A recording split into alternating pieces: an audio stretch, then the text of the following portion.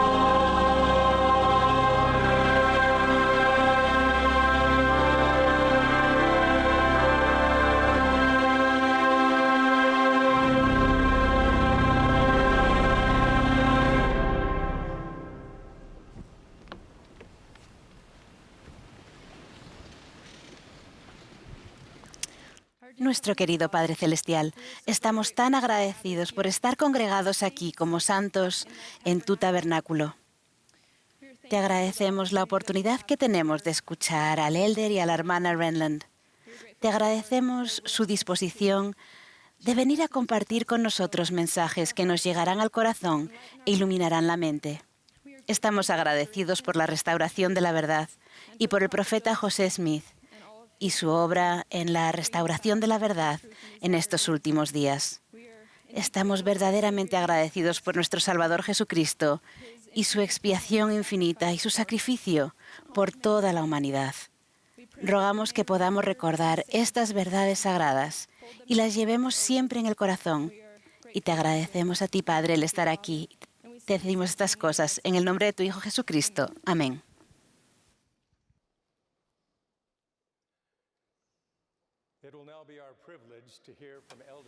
A continuación tendremos el privilegio de escuchar al elder y a la hermana Renlund. Después de su mensaje, el coro cantará el himno La Luz de la Verdad, bajo la dirección de Alan Saunders, con Linda Marget y Joseph Peoples al órgano. Jonathan Pace, de la estaca Holiday, Utah, de jóvenes adultos solteros, ofrecerá la última oración. Elder Renlund y la hermana Renlund. Gracias. Nos hallamos reunidos en el histórico tabernáculo de Salt Lake, pero nuestra audiencia es mundial. El Señor nos ha pedido en todas las Escrituras que recordar el legado de fe, de devoción y de perseverancia que tenemos en común y nos da perspectiva y fortaleza para enfrentar los desafíos de nuestra época. Es con este deseo de que recordemos cuán misericordioso ha sido el Señor con los hijos de los hombres, que se concibió la serie de 4 tomos santos, la historia de la Iglesia de Jesucristo en los últimos días. 3 tomos ya han sido publicados. Esta narración histórica contiene relatos de fieles santos de los últimos días del pasado. Nos aporta ejemplos de la vida real de personas que amaron el Evangelio de Jesucristo, hicieron convenios y avanzaron por la senda de los convenios para llegar a conocer a nuestro Salvador Jesucristo. Nos complace centrarnos en las experiencias de la vida real que ustedes ahora pueden leer en Santos, Valerosa, Noble, Independiente, el 3er tomo de la serie. Este tomo es una crónica de la historia de la Iglesia desde la dedicación del Templo de Salt Lake en 1893 hasta la dedicación del Templo de Berna, Suiza, en 1955. Durante ese tiempo se evidencia en la Iglesia la revelación continua que reciben los profetas del Señor y los miembros en forma individual. El tomo 3 de Santos nos ayuda a comprender nuestra propia historia, a las personas que la vivieron y a nuestro Salvador. Fue en este periodo de tiempo que mis 4 abuelos se unieron a la Iglesia. Mis padres emigraron de Finlandia y Suecia a Salt Lake City porque habían hecho la promesa de casarse en el templo. En 1950 no había templos en Europa. Cada uno de ellos recibió sus investiduras en el templo de Salt Lake, escuchando las instrucciones en inglés y entendiendo muy poco. Se casaron y se sellaron y se consideraron eternamente bendecidos. Su elección de hacer todo lo que fuera necesario para sellarse en el templo ha tenido un impacto eterno en mi vida también. Santos, tomo 3, es nuestro legado. Ya sea que descendamos de los primeros pioneros, como en el caso de la hermana Renlund, o de pioneros posteriores, como en mi caso, o si ustedes mismos son pioneros en la fe. Ustedes son una parte importante de la historia continua de esta iglesia. Les damos gracias por todo lo que hacen para edificar sobre el cimiento de fe que establecieron ustedes y sus antepasados. Rogamos que este tomo de Santos amplíe su entendimiento del pasado, fortalezca su fe y los ayude a hacer y observar los convenios que conducen a la exaltación y a la vida eterna. Estoy ansiosa por compartir historias del tomo 3 de Santos. Comencemos. Empecemos con un ejemplo de la restauración continua de la iglesia. El presidente Russell M. Nelson frecuentemente enseña que la restauración es un proceso, no un evento, y continuará hasta que el Señor regrese. Una gran ilustración de ello es un ejemplo de los últimos días de la vida del presidente Joseph F. Smith. En 1918, el presidente Smith se encontraba mal de salud y probablemente sabía que no le quedaba mucho tiempo de vida. Parecía que le rondaba la muerte. Primero, su hijo mayor, Hiram, se enfermó y murió como resultado de una perforación del apéndice. El presidente Smith derramó su dolor en su diario. Mi alma está desgarrada. Oh, que Dios me ayude. Segundo, la tristeza del presidente Smith se profundizó cuando Aida, la viuda de Hiram, murió a causa de un infarto poco después. Tercero, él leía los informes horrendos sobre la asoladora guerra mundial. Durante la guerra murieron 20 millones de soldados y civiles. Cuarto, una cepa mortal de gripe estaba matando a las personas en todo el mundo. El número de muertes en el mundo era de al menos 50 millones. Estas muertes producían tristeza y dolor inconmensurables a las familias. El presidente Smith lamentaba la pérdida de vidas. Además, él mismo había estado postrado en cama 5 meses. Se puede afirmar que la muerte estaba presente en la mente del profeta. Aquí tengo una Biblia que le perteneció al presidente Smith. Puede que fuera con esta o con otra similar, que él recibió una revelación clave. El 3 de octubre de 1918, se sentó en su habitación en la Casa de la Colmena a una manzana de aquí, reflexionando sobre la expiación de Jesucristo y la redención del mundo. Abrió en 1 de Pedro y leyó que el Salvador predicaba a los espíritus en el mundo de los espíritus. El Espíritu descendió sobre el presidente Smith, abriendo los ojos de su entendimiento. Vio el mundo de los espíritus, donde multitudes de mujeres y hombres justos que habían muerto antes del ministerio terrenal del Salvador esperaban gozosos su advenimiento para declararles su redención de las ligaduras de la muerte. El Salvador apareció y los espíritus justos se regocijaron. Se arrodillaron ante él, reconociéndolo como el Salvador y libertador de la muerte y de las cadenas del infierno. El presidente Smith también comprendió que el Salvador no fue en persona a los espíritus desobedientes. Más bien organizó a los espíritus justos, nombrando mensajeros y comisionándolos para que llevaran el mensaje del Evangelio a los espíritus en tinieblas. De esta manera, todas las personas que morían en la transgresión o sin el conocimiento de la verdad podían aprender sobre la fe en Dios, el arrepentimiento, el bautismo vicario para la remisión de pecados, el don del Espíritu Santo y todos los demás principios esenciales del Evangelio. El profeta percibió entonces que los fieles santos en esta dispensación continuaría su labor en la siguiente vida, predicando el Evangelio a los espíritus que estaban en las tinieblas y bajo la esclavitud del pecado.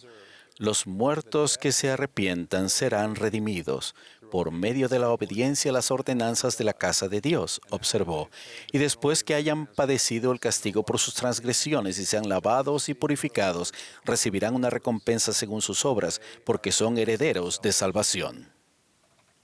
A la mañana siguiente, varios se sorprendieron al ver que él asistió a la primera sesión de la Conferencia General de octubre, a pesar de su precario estado de salud. Decidido a hablar a la congregación, se paró con inestabilidad en el púlpito en este edificio y su cuerpo de gran tamaño temblaba por el esfuerzo. Faltándole fuerzas para hablar de su visión, sin dejarse vencer por la emoción, se limitó a hacer una alusión a ella. No he vivido solo durante estos 5 meses, dijo a la congregación. He vivido en el espíritu de oración, de súplica, de fe y determinación. Y he tenido continuamente una comunicación con el Espíritu del Señor. Esta mañana es una reunión feliz para mí, dijo. Que Dios Todopoderoso los bendiga. El presidente Smith le dictó la revelación a su hijo Joseph Fielding Smith luego de la conferencia general. Esta es una de las copias que él firmó y envió a la primera presidencia y al quórum de los 12 apóstoles. Ellos leyeron la visión y la respaldaron plenamente y se canonizó como la sección 138 de Doctrina y Convenios. Ahora entendemos que Dios se preocupa por quienes están al otro lado del velo de la vida terrenal. Se preocupa por su redención. Los muertos no están realmente muertos. La restauración continua nos trajo esta comprensión y nos trae consuelo y claridad en cuanto al mundo venidero. En muchos sentidos, la revelación personal requiere el mismo proceso. En mi caso, me tengo que enfocar en un problema, lo tengo que estudiar y pensar en él. Tengo que formular varias soluciones. Parece que solo entonces puede llegar revelación personal de manera confiable. A menudo, la revelación me llega en forma de directrices cortas, concisas e imperativas, tales como ve, haz o di. Igual me sucede a mí. Luego de meditar, estudiar y orar, frecuentemente tengo pensamientos o ideas que vienen a mi mente que sé que no son míos. Siempre me anima que Dios esté al tanto de mí y me inspire a hacer lo bueno mediante el Espíritu Santo. Con frecuencia se recibe una revelación porque existe una necesidad específica. Un ejemplo extraordinario de esto ocurrió durante la Conferencia General de abril de 1894. Wilford Woodruff anunció a sus consejeros y al quórum de los 12 apóstoles que había recibido una revelación en cuanto a los sellamientos del templo. Dijo: «El Señor me ha indicado que es correcto que los hijos sean sellados a sus padres, y estos a sus padres, hasta donde sea posible obtener los registros». Esta revelación vino más de 50 años después de que Elías restaurara la autoridad para sellar en el templo de Kirtland. El domingo, en la Conferencia General de 1894, el presidente Woodruff declaró: «No hemos recibido toda la revelación, ni lo sabemos todo sobre la obra de Dios». Habló de cómo Brigham Young había continuado la obra de José Smith de construir templos y organizar las ordenanzas del templo. Pero él no recibió todas las revelaciones que pertenecen a esta obra, recordó el presidente Woodruff a la congregación. Ni tampoco el presidente Taylor, ni Wilford Woodruff. No habrá fin para esta obra hasta que se perfeccione. Desde los años de Nauvoo, los miembros habían estado haciendo bautismos por los muertos por sus familiares fallecidos. Pero aún no se había revelado la importancia de sellarse a nuestros propios antepasados. El presidente Woodruff explicó: «Queremos que desde ahora los santos de los últimos días investiguen su genealogía hasta donde puedan llegar y se sellen a sus padres y madres. Que sellen los hijos a sus padres y sigan esta cadena tan lejos como sea posible». El presidente Woodruff recordó a los santos la visión que tuvo José Smith de su hermano Alvin en el templo de Kirtland. Todos los que han muerto sin el conocimiento de este evangelio, quienes lo habrían recibido si se les hubiese permitido permanecer, serán herederos del reino celestial.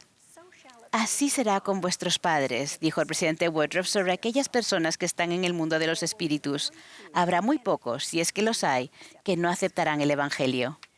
Antes de concluir su sermón, instó a los santos a encontrar a sus antepasados muertos.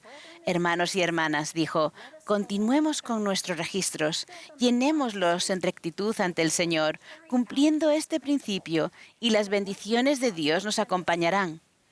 Y aquellos que sean redimidos nos bendecirán en los días venideros». Esta revelación proporcionó la razón por la que los miembros habrían de volver frecuentemente al templo para efectuar ordenanzas por representante por sus antepasados fallecidos. Las familias comenzaron a llevar registros cuidadosos de estas ordenanzas y de la obra que habían realizado para completarlas en libros como este, que muestra la obra realizada por la familia de James Peter y Marie Dame. Hoy, la doctrina del sellamiento a través de las generaciones nos parece muy normal y natural, pero fue necesaria una revelación del Señor para organizar correctamente el sellamiento de las familias. Esta revelación tuvo un impacto directo en mi familia en la lejana isla de Larsmo, cerca de la costa oeste de Finlandia. Esta historia no está en Santos Tomo 3, pero es muy apreciada en mi familia. En 1912, mis abuelos paternos, Lena Sofía y Mats Leander Renlund, escucharon a los misioneros de Suecia predicar el Evangelio restaurado. Lena, Sofía y Leander fueron bautizados al día siguiente. Encontraron gozo en su nueva fe y en formar parte de una pequeña rama, la primera en Finlandia. Desafortunadamente, su suerte cambió y vinieron calamidades. En 1917, Leander murió de tuberculosis, dejando a Lena viuda y embarazada de su 10º hijo. Ese niño, que fue mi padre, nació 2 meses después de la muerte de Leander. Más miembros de la familia murieron de tuberculosis. Al final, Lena dio sepultura a 7 de sus 10 hijos, además de a Leander. Fue muy difícil para ella, que una campesina pobre, mantener intacto lo que quedaba de su familia. Durante cerca de 2 décadas no tuvo nunca una buena noche de descanso. Durante el día se apresuraba a hacer trabajos insignificantes a fin de tener lo suficiente para comer.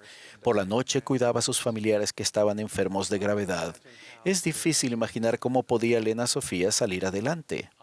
Conocí a Elena Sofía una vez en diciembre de 1963. Yo tenía 11 años y ella 87. Estaba encorvada por la vida de trabajo arduo. Tenía curtida la piel del rostro y de las manos, tan áspera y rugosa como el cuero viejo. Al conocernos, se puso de pie, señaló una foto de Leander y me dijo en sueco, "Det är min gubbe. Él es mi esposo". Pensé que había usado mal el tiempo presente del verbo.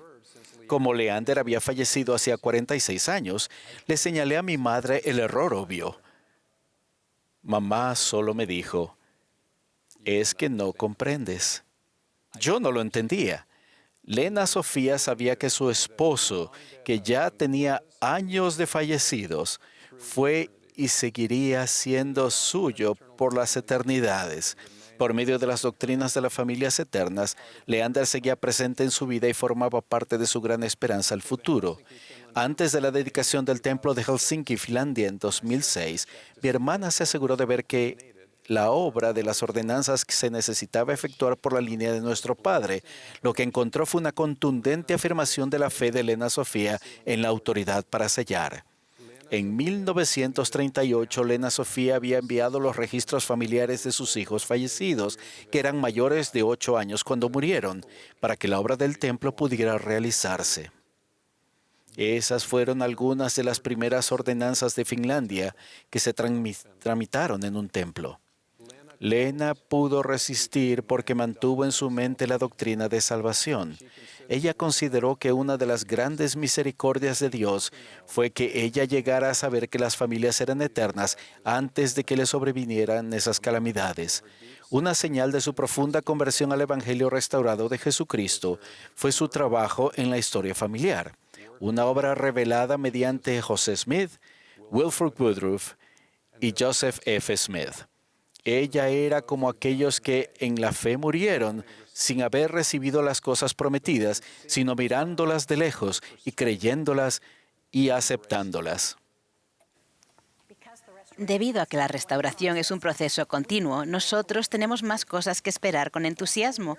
Hace menos de un año, el presidente Nelson dijo, los ajustes actuales en los procedimientos del templo y otros que serán más adelante son una prueba continua de que el Señor está dirigiendo activamente su iglesia. Él brinda oportunidades para que todos nosotros reforcemos nuestros cimientos espirituales de manera más eficaz al centrar nuestra vida en Él y en las ordenanzas y los convenios de su templo. El presidente Nelson explicó que estos ajustes se realizan bajo la dirección del Señor y en respuesta a nuestras oraciones, porque el Señor desea que comprendamos con gran claridad para qué exactamente estamos haciendo convenios, que comprendamos nuestros privilegios, promesas y responsabilidades y que tengamos perspectivas y despertares espirituales. A veces la revelación viene en el momento. Esto sucedió con otro ejemplo de la restauración continua cuando Lorenzo Snow era el presidente de la Iglesia. En 1898 la Iglesia estaba en una situación económica difícil. En el apogeo de su campaña antipoligamia, el Congreso de los Estados Unidos había autorizado la confiscación de las propiedades de la Iglesia. Preocupados porque el gobierno se apropiara de sus donaciones, muchos santos dejaron de pagar los diezmos, y de esta forma se redujo el principal fuente de financiamiento de la Iglesia. La Iglesia pidió dinero prestado para proporcionar suficientes fondos para mantener la obra del Señor avanzando. La Iglesia incluso pidió préstamos para cubrir el costo de terminar el templo de Salt Lake. Esta situación financiera causaba una profunda preocupación en la mente del profeta de 85 años. Un día de mayo, temprano por la mañana, el presidente Snow estaba sentado en la cama cuando su hijo Leroy entró en la habitación. El profeta lo saludó y anunció, «Me voy a St. George». Leroy se sorprendió. St. George estaba a unos 480 kilómetros de distancia. Para llegar tenían que ir en tren hacia el sur más de 320 kilómetros hasta Milford y luego viajar unos 170 kilómetros en carruaje. Eso sería un viaje difícil para un hombre anciano. No obstante, ellos emprendieron el largo y exigente viaje. Cuando llegaron, polvorientos y cansados del viaje, un presidente de estaca preguntó cuál era la razón de su visita. Bueno, dijo el presidente Snow, no sé por qué hemos venido a St. George. Solo sé que el Espíritu nos dijo que viniéramos. Al día siguiente, el 17 de mayo, el profeta se reunió con los santos en el tabernáculo de St. George, un edificio construido con arenisca roja que quedaba a varias manzanas al noroeste del templo. Cuando el presidente Snow se puso de pie para dirigirse a los santos, dijo: «Apenas podemos expresar la razón por la que vinimos», dijo. «Sin embargo, supongo que el Señor tendrá algo que decirnos». Durante el sermón, el presidente Snow se detuvo inesperadamente y el salón quedó en completo silencio. Los ojos y el rostro le brillaban. Cuando abrió la boca, su voz era más fuerte. La inspiración de Dios parecía llenar el salón. Entonces habló sobre el diezmo. Lamentaba que muchos santos eran reacios a pagar un diezmo íntegro. Esta es una preparación esencial para Sion, dijo. La próxima tarde, el presidente Snow enseñó: ha llegado la hora en que todo santo de los últimos días, que tenga la intención de prepararse para el futuro y de tener los pies firmemente asentados en el cimiento adecuado, cumpla con la voluntad del Señor y pague un diezmo íntegro. Esa es la palabra del Señor para ustedes y será la palabra del Señor a toda población de la tierra de Sion. El presidente Snow más tarde enseñó: estamos en una condición terrible y por eso la iglesia está en servidumbre. El único alivio es que los santos observen esta ley. Desafío a los miembros a obedecer la ley plenamente y les prometió que el Señor los bendeciría por sus esfuerzos. También declaró que el pago del diezmo sería en lo sucesivo un requisito firme para la asistencia al templo. Desde aquel entonces son muchos los que pueden testificar que el Señor derrama sus bendiciones más ricas sobre aquellos que están dispuestos a obedecer esta sencilla ley. El hermano Alois Sipp servía como presidente de la rama Viena, Austria. Guardaba los diezmos y otros registros de la rama en su modesta caja fuerte. Durante los ataques aéreos de la Segunda Guerra Mundial, este era el artículo que aseguraba primero el presidente Sipp y su familia, antes que sus propias posesiones. Algunos han testificado también del desafío de aceptar la ley y recibir como resultado bendiciones extraordinarias. La experiencia de la familia Yanagida de Japón es un ejemplo de esto. En 1948, la primera presidencia envió nuevamente misioneros a Japón. Cuando Toshiko Yanagida le preguntó a su padre sobre religión, él la animó a asistir a un servicio de los santos de los últimos días. Él se había unido a la iglesia en 1915.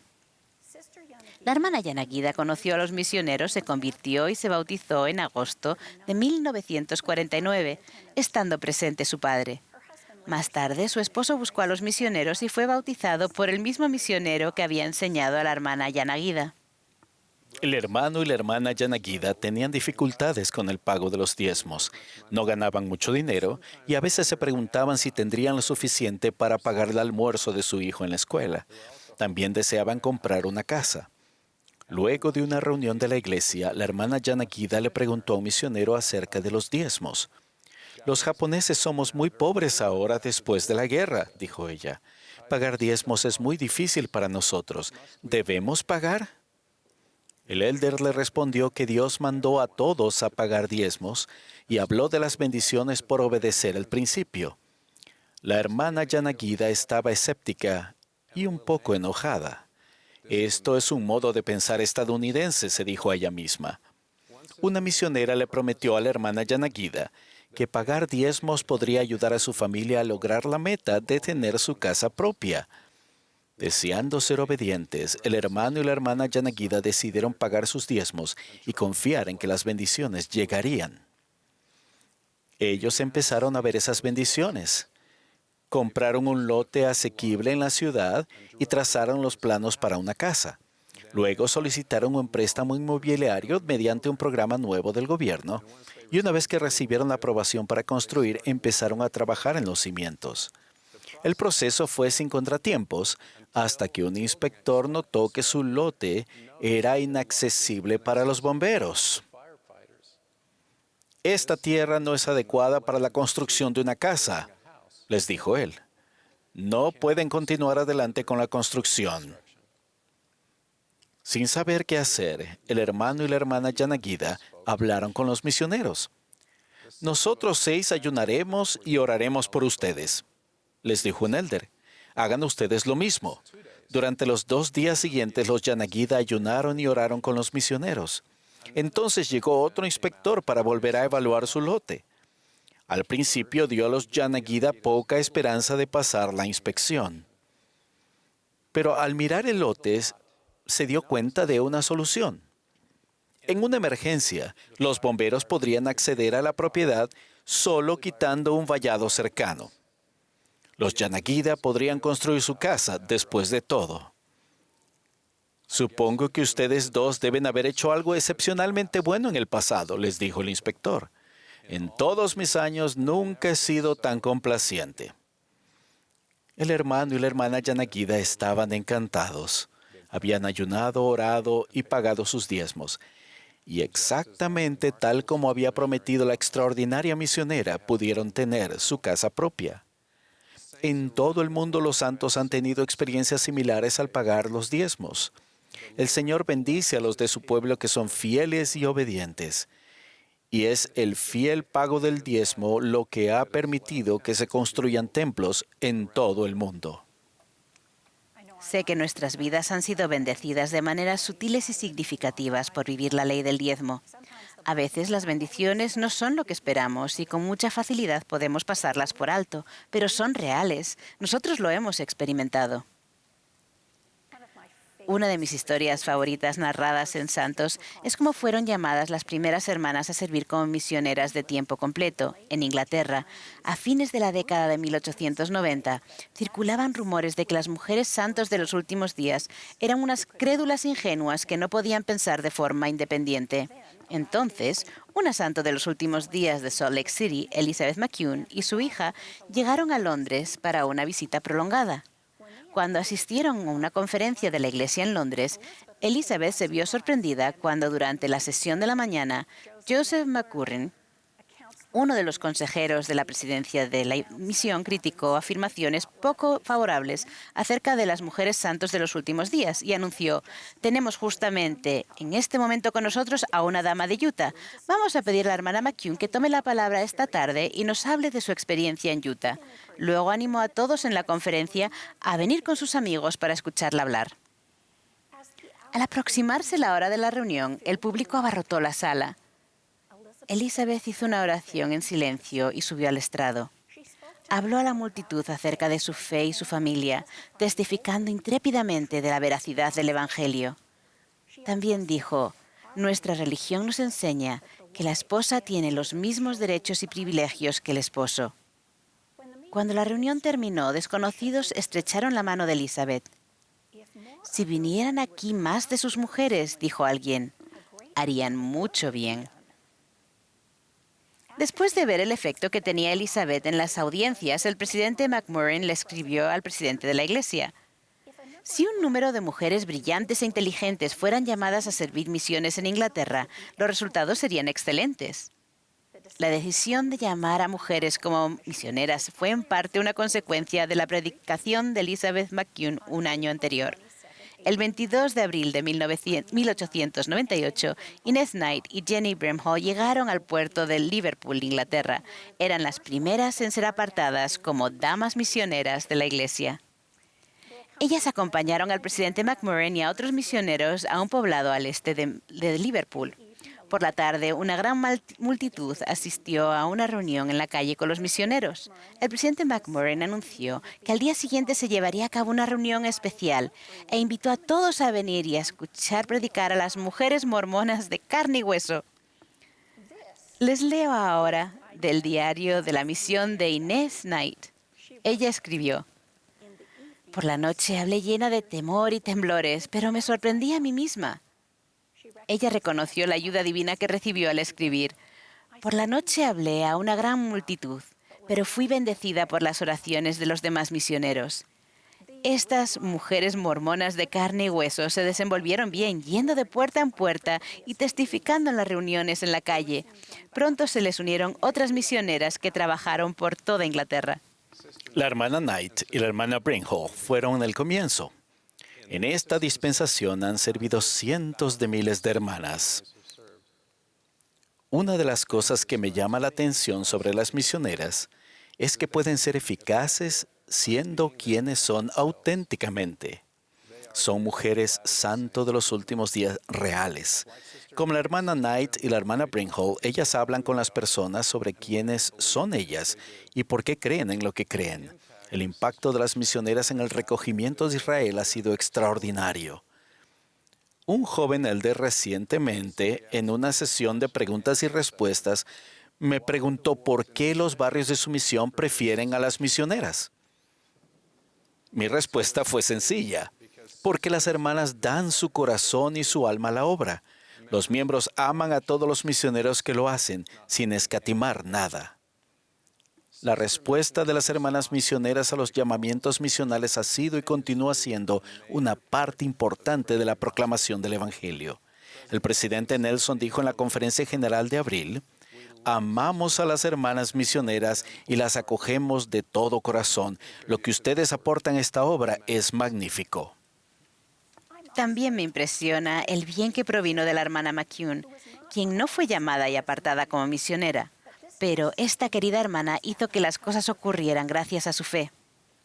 Esto nos lleva a otro aspecto asombroso de santos, tomo 3. Encontramos ejemplos de santos que demostraron su discipulado bajo las circunstancias más difíciles.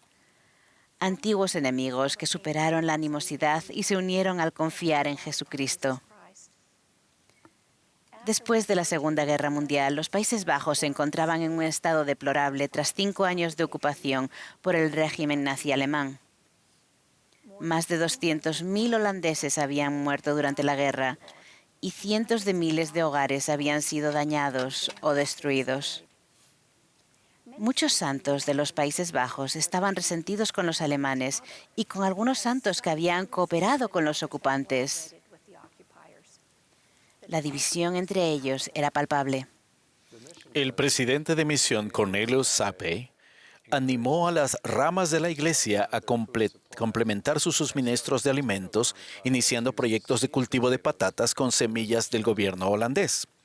Con ese estímulo, las ramas de los Países Bajos comenzaron a plantar patatas donde quiera que podían encontrar sitio, cultivándolas en patios traseros, jardines de flores, terrenos vacíos y medianas de carreteras. Cerca del tiempo de la cosecha, el presidente Sape celebró una conferencia de misión en la ciudad de Rotterdam. Por las conversaciones con el presidente de la misión Alemania Occidental, sabía que muchos santos en Alemania sufrían una grave escasez de alimentos. El presidente Sape quería hacer algo para ayudar, así que preguntó a los líderes locales si estarían dispuestos a dar una parte de su cosecha de patatas a los santos de Alemania. Algunos de los enemigos acérrimos que ustedes han encontrado como resultado de esta guerra son del pueblo alemán, reconoció él, pero esas personas se encuentran ahora mucho peor que ustedes. Al principio, algunos santos holandeses se opusieron al plan. ¿Por qué tenían que compartir sus patatas con los alemanes? Algunos habían perdido su casa por las bombas alemanas o habían visto a sus seres queridos morir de hambre porque los ocupantes alemanes les habían quitado la comida. El presidente Sape le pidió a Peter Vlam, un exprisionero de guerra que era líder de una rama de la iglesia en Ámsterdam, que visitara las ramas de los Países Bajos y los animara a apoyar el plan, haciendo una distinción entre el régimen nazi y los alemanes. Peter era un experimentado líder eclesiástico cuyo injusto encarcelamiento en un campo alemán era bien conocido. Si los santos holandeses querían y confiaban en alguien en la misión, ese era Peter Vlam. Cuando Peter visitó las ramas, les habló de sus penurias en la prisión. He pasado por todo esto, dijo él.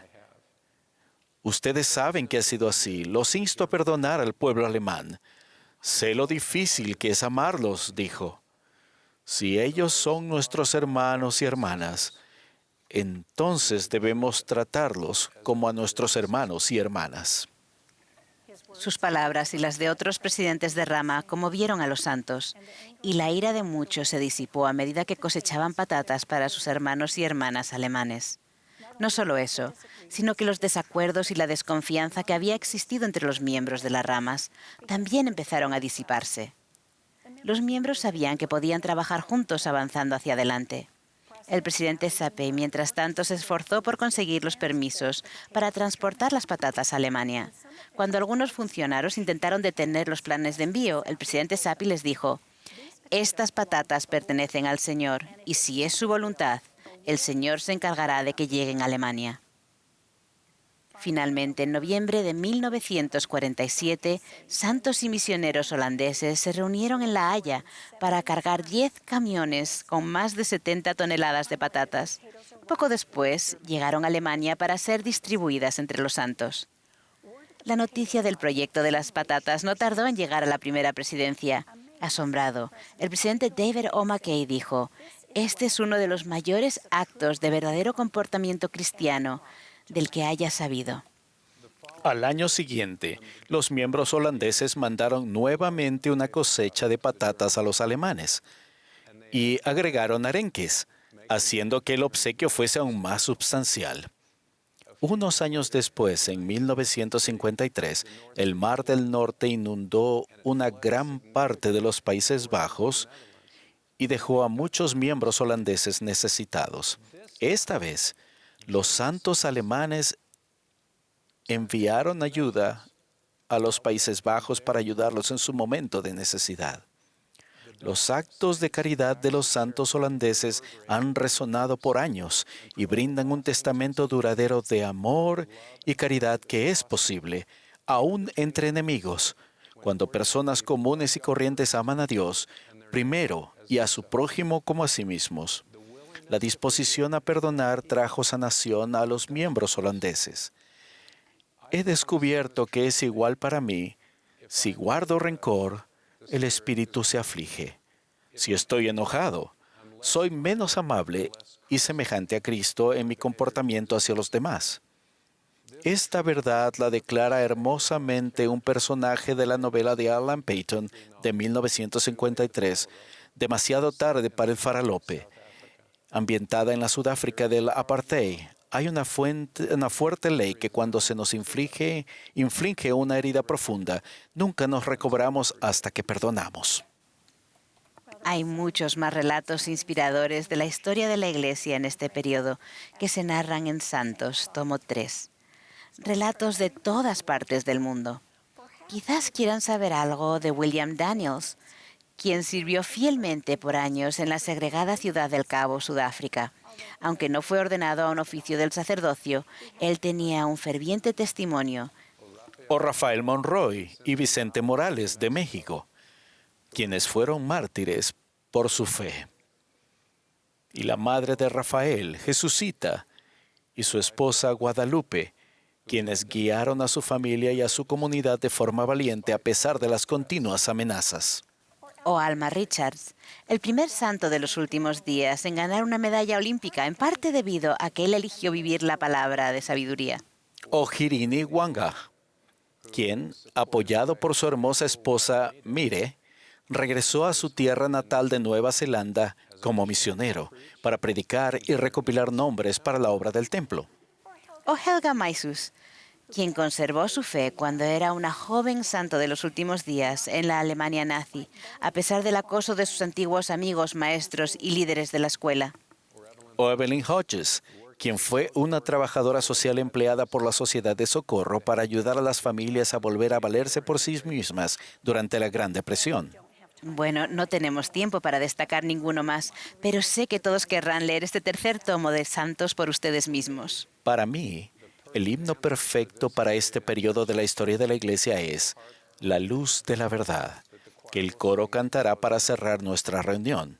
La Luz de la Verdad fue escrito por Louis F. Monch, un alemán que se unió a la iglesia cuando viajaba por Salt Lake City. Luego prestó servicio como misionero de la iglesia en Suiza y en Alemania. Cuando estaba en su misión, publicó mucho material en alemán, incluida La Luz de la Verdad. Se convirtió en uno de los himnos más amados por los santos de los últimos días de habla alemana. Fue publicado por primera vez en Alemania en su himnario de 1890. Fue traducido a otros idiomas e incluido en la publicación del himnario de 1985 que usamos actualmente. Esa versión no incluye la tercera estrofa que el coro sí cantará. Esa tercera estrofa describe lo que los santos de que hemos hablado hicieron en esta época. Ellos honraron al único y verdadero Dios viviente. Vinieron y fueron bautizados y se aferraron a la barra. Le dieron a Él su corazón, con fe en su Hijo, Jesús, el unigénito. Los invito a leer Santos para aprender y entender la historia de la Iglesia y aprender del ejemplo de sus miembros. Santos es una obra extraordinariamente bien documentada y fiable. Es un testamento de la restauración continua de la Iglesia de Jesucristo. Nuestra historia es inspiradora. Esta historia es nuestro legado compartido, ya sea que descendamos de estos pioneros, de pioneros posteriores, o si nosotros somos pioneros en la fe. ¿Por qué es importante esto? ¿Por qué íbamos a emplear tanto tiempo en contar estas historias? Esto es debido a que esas historias nos proveen ejemplos de la vida real del poder que hay al llegar a conocer a nuestro Salvador. Yo sé que Jesucristo vive y dirige esta iglesia y vela por su pueblo del convenio, quienes están armados con el poder de Dios en gran gloria. Invoco una bendición sobre ustedes, que sientan el amor del Salvador en su vida y se acerquen más a Él y a su iglesia. En el nombre de Jesucristo. Amén.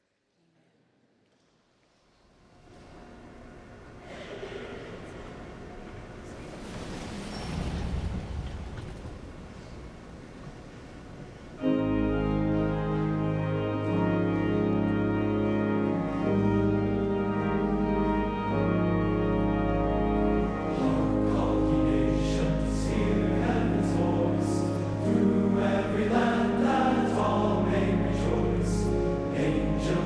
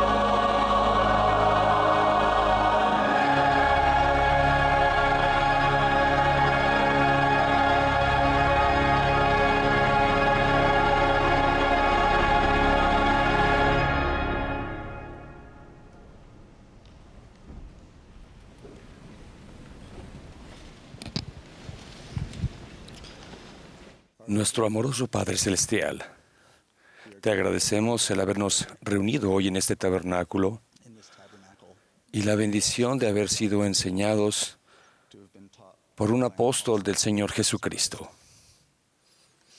Agradecemos los muchos relatos que hoy escuchamos acerca de discípulos fieles.